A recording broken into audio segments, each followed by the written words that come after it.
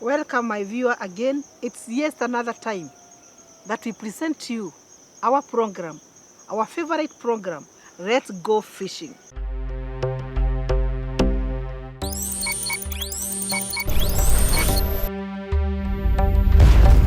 Let's Go Fishing is a program specifically tailored for you. We want to educate you on how to do it better, so that at the end of the day, it is economically viable.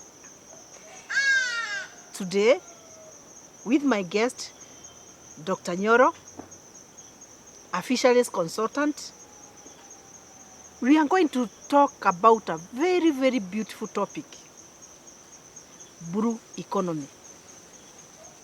When I talk about blue economy, some of you might be thinking of blue gani, blue sijui nini. No. It has so much to do with our program, fishing. They are related. Now, Daktari, can you explain to us or to the viewer what is this blue economy and how is it related to fisheries or to fishing? Thank you very much. Blue economy is life underwater. Life underwater. That's life underwater. So anywhere you see water, there is life in it. And basically, that's all about blue economy. But there is more to it than just that. Because you know, water means a lot in our world and in our country. Siata inasemekana water is life. Indeed, water is life. But when it comes to the natural resources that lives in that water, there's a lot that we learn about it. Because we have fish, we have transport that goes allowed in the water. Sure. We have activities that takes place all around the water. We have different types of water. We have the oceans.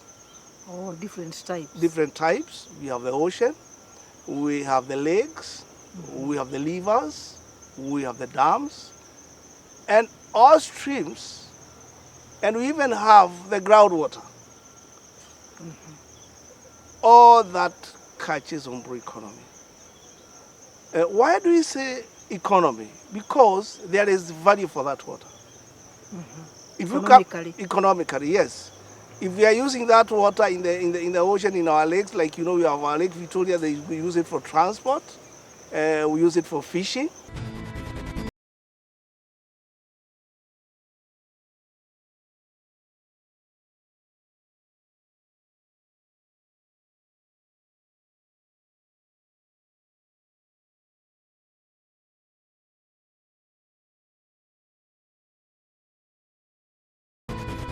So if you combine all that effort, you realize there is a lot of value and it can generate a lot of wealth.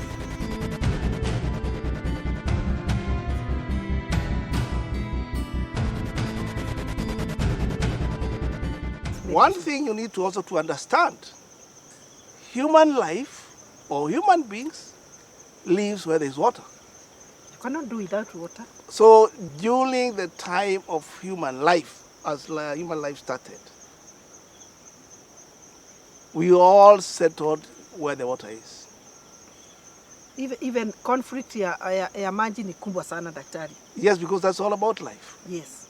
Then when you come to international standards, we have the Sustainable Development Goals.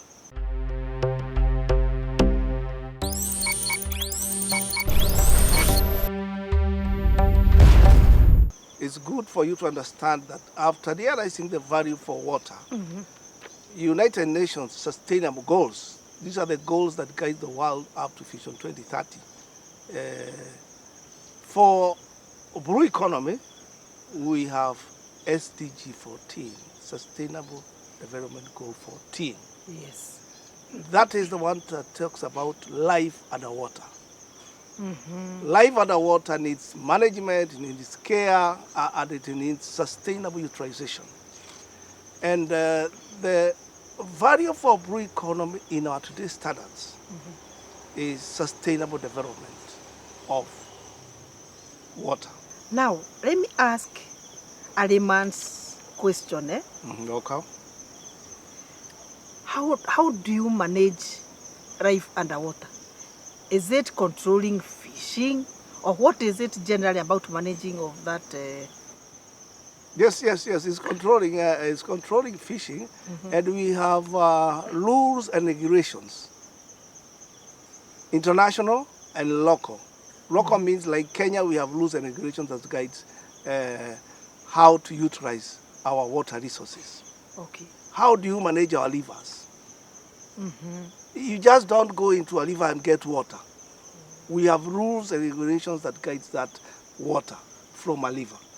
You cannot just bring your vessel into an Indian Ocean, our ocean. There are rules and regulations that guides that. I get now. You cannot go into Lake Victoria and start fishing. There are rules and regulations. Oh yes. You cannot just come from anywhere and start because that you have seen there is water somewhere. Very rigid rules. Kenya has set rules, regulations across the board. We have rules and regulations that guide utilization of fisheries resources in our waters. Okay. We have rules and regulations that guides how do you fish from a lake. Lake is a fresh water. It's a freshwater facility. There are rules and regulations that guide the fishing in that water. Then we have rules and regulations that guide fishing in the Indian Ocean. The rules in the lake and the rules in the Indian Ocean are different. That's perfect. Wow. Continue much about this blue economy for us to understand better, so that at least we can help the government achieve that. Well, one thing you need to realize is that we have a scarcity of water. That's true. We have a scarcity of water in this country. And it seems like the same is continuing. Yes, because we have a serious enemy called climate change. Climate change is directly related to water. Yes. Because you know there is a lot of evaporation when you have global warming. There is a lot of science, we may not talk about it here, but there is direct relationship between climate change and water. Why? We have overutilized our water resources. The population is increasing day in, day out. And we are not increasing. And we are not increasing our water habitats. Yes. Or our water resources. In Kenya, you know very well that we are having a problem because we did cut our trees, our forests, and our water resources within our forest where the water comes from has been seriously affected. By who? By us human beings. And in fact, as a matter of fact, wrong time, you could have said rains will come in April, na zinakuja. In March, zinakuja. But now, you cannot predict. It's unpredictable, and it's going to continue, mainly because we have interfered with our water resources. And that is why we are talking of sustainable economic use of blue economy, sustainable use of our water resources. What do we mean by this?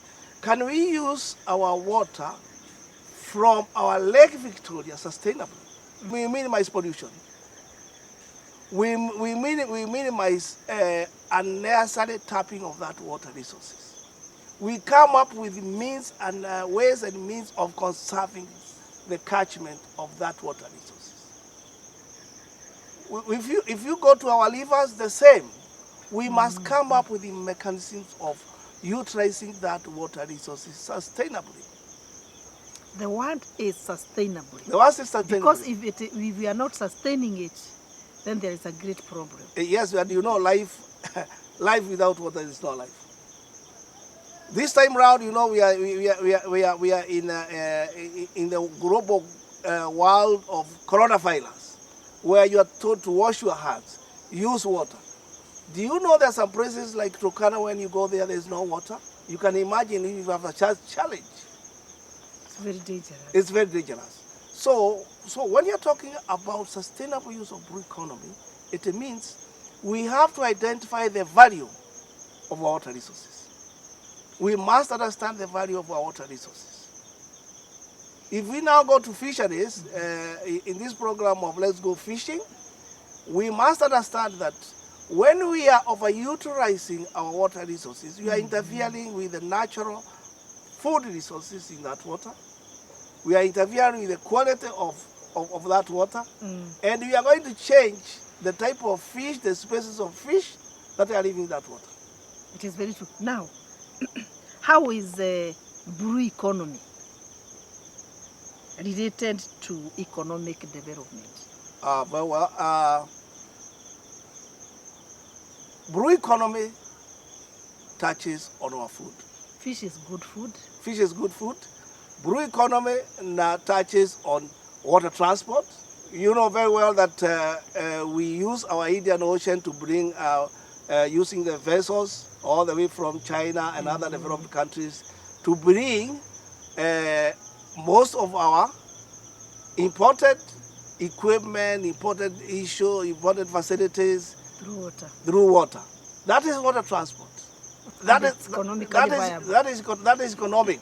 Yes. Because if we are not using, if there is total insecurity in that Indian Ocean, we are not going to bring all what we are importing from those countries. Exactly.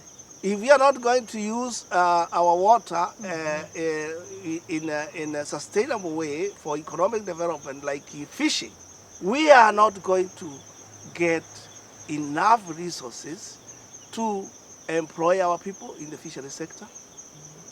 For your information, if you go to our lakes now, like Lake Victoria, we have interfered. We have overfished the lake. Most of the species that are not there, that were living there naturally. If you go to Lake Naivasha, we interfered with the lake. So we are not getting the species of fish that were there naturally.